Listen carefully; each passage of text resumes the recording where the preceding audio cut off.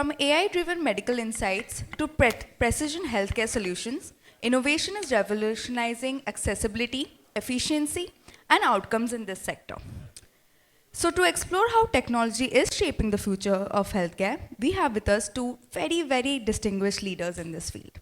Firstly, as Chiragji had introduced, Dr. Anant Pandhare, President of AIIMS Nagpur and Vice-Chairman of the Red Cross Society. He's also the director of Sri Ramchandra Institute of Medical Sciences. Hence, without a doubt, he's a visionary healthcare leader, dedicated to advancing medical infrastructure and accessibility in India.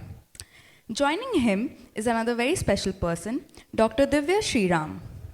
She's the CEO of D-Nome, a pioneer in leveraging deep tech and to revolutionize healthcare.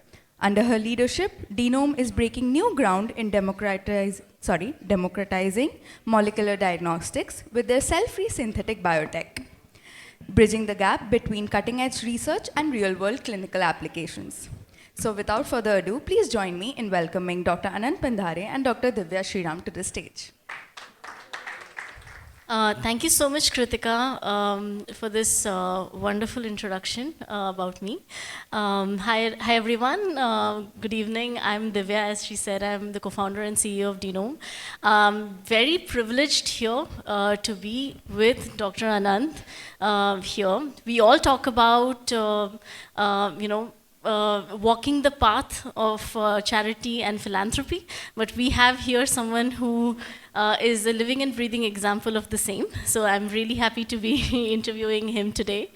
So I think we all are very curious to know that somebody like you who is building hospitals from the perspective of a clinician, what do you think are the biggest challenges, especially when you think about building a hospital for an urban setting might have its different challenges, but for the rural setting, you might have completely different needs or that you have to think about when you're building a hospital. So would love to know your thoughts on that. Yeah. Thank you, Divya, and thank you everybody and Chirag for inviting me. I'm coming from a background of running hospital for poor through philanthropy and charity. So to answer the question, it's really challenging in rural setup. For example, we set up a big hospital in interiors of Assam, that is just short of Nagaland. And the struggle is to attract good talent as usual, which is there in industry also. Because the kind of mindset we have developed in ourselves as a doctor is that the profession is for earning money, earning luxuries, and having nowadays in last 10 years there is one more addition, that having a peaceful life and enjoying weekends and evenings, which was never in my young days. That we never thought that we will enjoy evenings with our wife and go for a strolling on the banks of a river or something, or pani puri. So that once in a while it used to happen. But now the younger generation is thinking that I should not get any emergency calls in the night. So they design the entire their surrounding around like that. Even the gynecologist finishes her cesarean section before 8 o'clock in the night, so that she can have supper or whatever we call dinner and sleep peacefully. So that is something which is a major hurdle today, that the service motto, earning or not earning is a different issue, but service motto is out of window even in urban areas and in rural areas. So everybody, and we cannot blame doctor community, because the entire society is like that now today, and you just can't isolate medical community out of the entire society. They are the product of the entire society. So that is something which is challenging, and touchwood, because of the philosophy and the way we work, we could attract good doctors with us, at a subsistence salary even, very dedicated people, around 300 doctors working on a subsistence salary. So there are other reasons and other measures with which we attract them and retain them. Yeah, I think you're absolutely correct about that. It requires a certain amount of dedication to doing this and a motivation for sure. So, from the perspective of the patient, what do you think are the major differences in bringing in systems in a hospital from an urban settings versus a rural setting, which probably a lot of the urban population might not understand, or people who are innovating in urban cities for the poor may not get? Yeah, the mindset and the expectations of urban people from a hospital or from a doctor are different than the rural people. See, as we know, the moment we say rural, there are certain characteristics which comes in front of us. That they're illiterate, relatively unaware of health parameters. They are not very well versed with using a technology. They may be well versed in looking at the Instagram or WhatsApp, but not the technology as such. And it is exactly opposite with urban setting, that people sitting in waiting room, they are looking at the Google for their own disease, and then even for the success rate of doctor, and then which questions I should ask when my doctor diagnoses me, कि मुझे appendix हुआ है, तो then he will search for the questions and complications, and then he will only ask those complication questions कि कितना percentage में appendix burst होता है during surgery, and what is that. So that kind of mindset is there. So but unfortunately the area which need to be addressed by anybody, even an administrator, a doctor, an investor, or a person with technology, is the rural setting. Because we work in Assam, and my observation in Assam is they are very innocent people. They get carried away if you can easily fool them, and that's what has been happening politically or whatever. But they believe easily in whatever doctor says. Now it's a double responsibility of a doctor or administrator to guide them properly. Because whatever you say, they are going to believe you.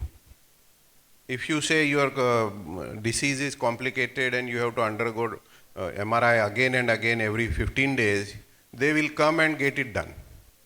They will not question you. Now it is my responsibility to guide them in a very ethical way and in a scientific way. So that things need to be added. So because we are on the platform of technology today, I have been always promoting that is there a technology in healthcare which will address rural settings, rural requirement, mass population requirement. So that will be real breakthrough. Having something fantastic technology coming from the moon and useful for 5% of upper crust, I don't call it as a breakthrough. Because at least in the background of India, like Dr. Ashok Jhunjhunwala is not there, I think, right now. Sorry. He has rightly said that deep tech should address deep-rooted problems. So if we are coming up with some technological advancement in maybe in patient management, maybe in turnover time, maybe in streamlining of the scheduling of the patients, or diagnosis, telemedicine, remote, whatever, it should solve 65% of people's problem. I agree with you. I think that is the number one necessity right now. So what I would prefer that somebody from India should do some healthcare technology advancement than somebody sitting in New York or Europe coming up with some technology and giving it to us. Because our people will understand the need of our people. We should not develop a technology for the sake of advancement. If it is applicable to 65% of population, wonderful. Like UPI, like these Right. payments which has come up last few years, even a vegetable vendor is using it, and I am also using it, and maybe Anand Mahindra also is using it. So such kind of technological advancement are required, breakthroughs are required. Yeah, absolutely. I mean, it's a great segue to my next question, actually. So there are definitely challenges, technical challenges for a lot of new innovations that we see today, but we also see administrative challenges. And Yeah. you being an administrator for 35 plus years, would love to know your insights on what we entrepreneurs should look at when we are building something, especially for the poor, for the 65-70% of the population, but from a perspective of the administrator sitting in the hospitals who's managing the entire thing. Yeah, I'll just give another simile example. In 10-15 years before, there were no mobile phones. I think in 2005 onward, they become very popular.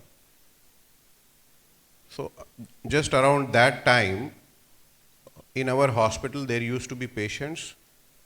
A relative will bring a patient, the patient will sit at the laboratory, relative will run around in the hospital to pay some money here and there.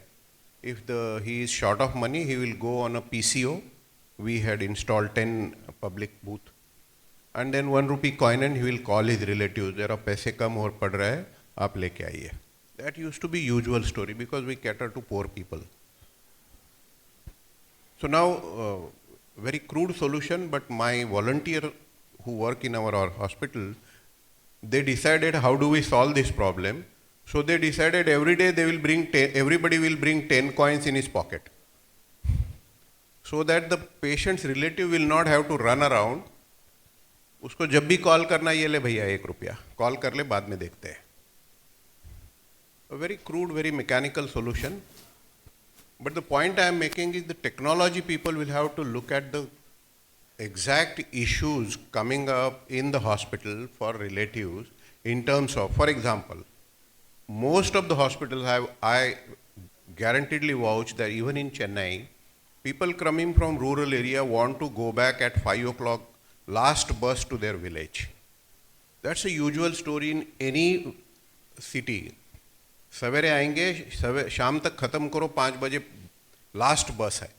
That's a usual story, which doesn't happen in cities. We can catch a Ola, Uber, taxi, our own car and go back, but not a rural person.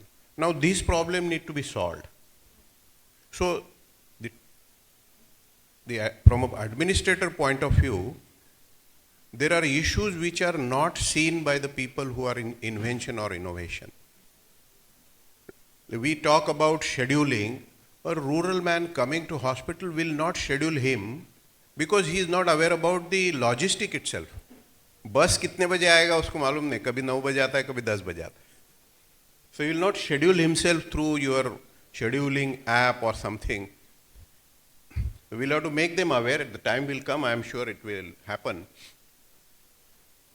But from administration point of view, there need to be some user-friendly solutions in terms of scheduling, in terms of speaking. Like they will be happy to speak to hospital.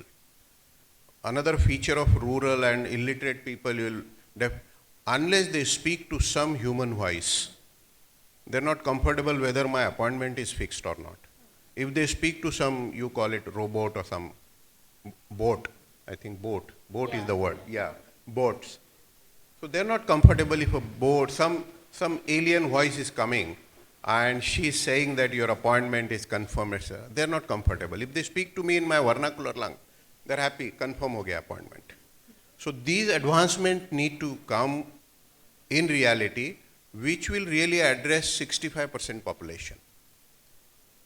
So I'm giving a very simple example so that we can understand. The jargon you people know. No, absolutely. I think that is one of the major challenges that we as entrepreneurs also, initially we face, in the sense that when we are trying to understand if our solution is really going to be helpful in the place where we want to deploy that. So, for example, we've figured out that when we are talking about any kind of a software being integrated with our application, then that means that software needs to be compatible with the software of the hospital. And that's one of the biggest challenges of our digital Ayushman Bharat scheme as well. That Right.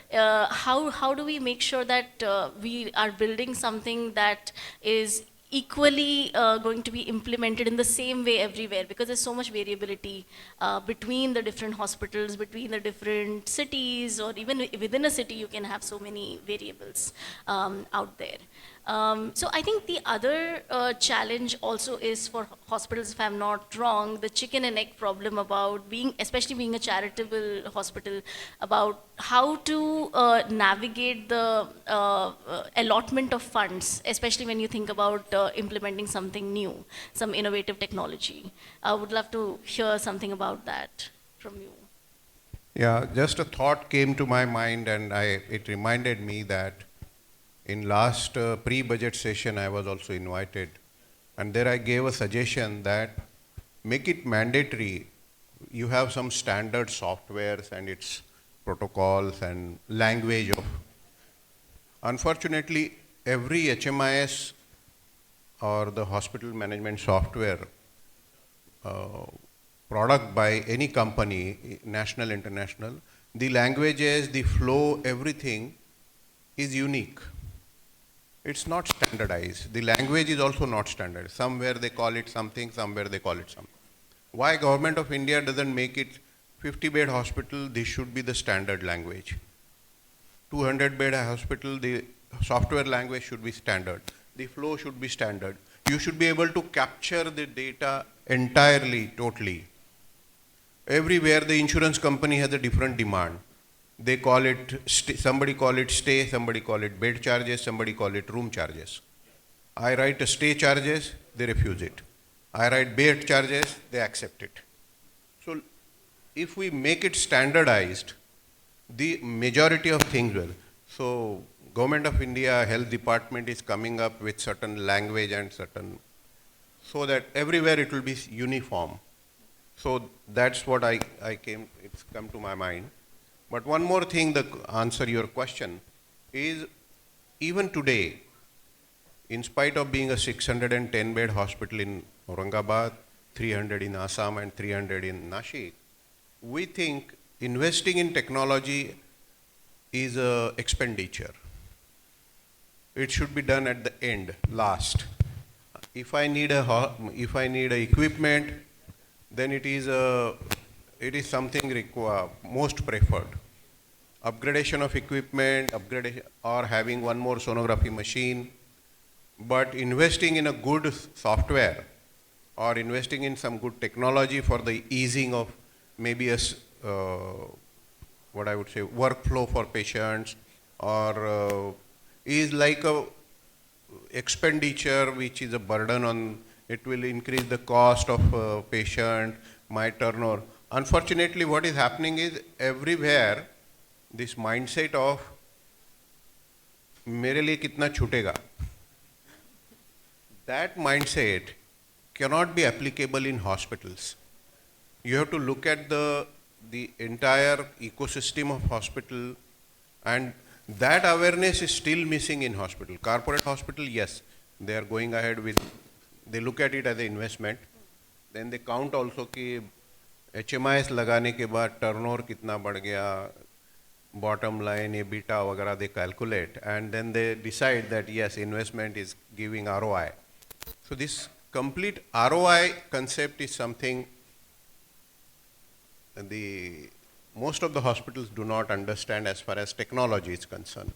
And there the challenge comes, if you come up with a technology, I will say कि भाई इसका patient पे कितना burden पड़ेगा, मेरा margin कम हो जाएगा, वगैरह वगैरह. That need to be taken care. Yeah. No, absolutely correct. I think so much responsibility is there as an administrator to be able to take those decisions. As an innovator, like my co-founder and I, we have a startup that's focusing on point-of-care diagnostics. And before we started this venture, because we had experience both in diagnostics and therapeutics, the classic question that we ask clinicians and administrators as well is, diagnostics or therapeutics? What is it that you would be investing your time in if you had to? Diagnostics still has the upper hand on therapeutics, because unfortunately the more and more technology is coming in forefront, the entire doctor community is getting dependent on it. And the dependency is so much so that doctors are clueless if there is no blood report, there is no CT scan, there is no MRI. In my early 25 years of work, we used to take MRI of a spine very rarely, because 80 out of 100 were postural weakness complaints, etc. But now every back pain undergoes a MRI. Every back pain, and that is something has spoiled everything. So some technological advances or reduction in the cost or ease of diagnosing is something which area is primarily important, and definitely it will impact the entire medical industry, like the wearable devices, again diagnosis, like sugar monitoring, again diagnosis, telemedicine, lesser therapeutic, more diagnostic. So diagnostic aspect of medical industry is still the governing aspect, the important aspect, where the focus should be there, definitely. Yeah, thank you for that. My last question to the person who has built a hospital, that the late Ratan Tata himself has said that this is a project that has been built for the people, by the people, of the people. So what drives you? What is the inspiration for you to have taken this path? And what is the takeaway that you want to give to us startup founders and innovators in the room? That's, I think, out of syllabus even for people sitting in front of me. They are here for technology and to hear something. But the inspiration has been that we should use our strength, our personal attributes, the skills and knowledge for the people of our country and give it back. So we realized in 1989 that generally what happens in medical field is that the charity or the society, service to society comes through Rotary, through Lions, once in a while attending a camp, or doing some free surgeries. Many of the doctors declare that Monday I do free surgeries or free OPD, rest of the day no. And that doesn't change the society. That is definitely a good contribution, but it is more for personal satisfaction. It doesn't change the society. So that we realized in our younger age, and we came together and started this organization, which has treated more than 10 million patients now, and most of them are poor. But the benchmark we could set in through this organization is that by living a life of ethical dedication and sacrifice, even as a postgraduate super specialist doctor, you will never repent it. It's a worthwhile life. So after 35 years, if I look back, I am very happy that I entered into this organization, created whatever I could create, and looking back, I don't repent कि यार थोड़ा social work कर लेना चाहिए था, थोड़ा charity करते थे, अभी भगवान के घर जाएंगे तो क्या मुंह दिखाएंगे, all everything is taken care. 35 years we have been doing that, and still happy, and children are doing good. So you can live that life also. even being a doctor. Not necessary that a doctor in India should have a vacation in New Zealand. He can have here in Simla, Nainital also. Not necessarily he should change his vehicle every 3 years. He can continue to use the same vehicle for 10 years. Depreciation mile no mile, kya farak padta hai? Why should he focus on that aspect of life only? Should focus on other aspect of life. वो what do we say that Osho का एक कहानी है वो he plays a very good character. उसका एक character है क्या नाम है उसका some Urdu guy, yeah, Chacha. So one fine morning, Chacha goes in a bazaar and starts searching for something on the ground. So Chacha is very famous, so everybody says कि तो चाचा बोलता है कि चाबी गुम गई है. And then everybody in the bazaar says कि चाचा की चाबी गुम गई है, ढूंढो. So they all start, but somebody all of a sudden realizes कि चाचा को पूछना चाहिए कि चाबी गुमी कहाँ है, कहाँ गुम गई है. So एक बंदा खड़ा होता है, बोलता है चाचा चाबी गुमी कहाँ है. तो बोलता है घर पे गुमी है. सब खड़े हो जाते हैं, बोले घर पे चाबी गुम गई और हम बाजार में ढूंढ रहे हैं. So the technology also should look at the जहाँ चाबी गुमी है वहीं ढूंढना चाहिए. बलजबरी टेक्नोलॉजी नहीं लाना चाहिए. Technology which is useful for the Indian context, we should bring that. We should search for that. Sir has rightly mentioned, look at the problem and find a technology rather than keep on inventing something which should be rammed down to the society. So Very well जहाँ said. चाबी गुमी है वहाँ ढूंढना चाहिए, not बाजार में. Yes.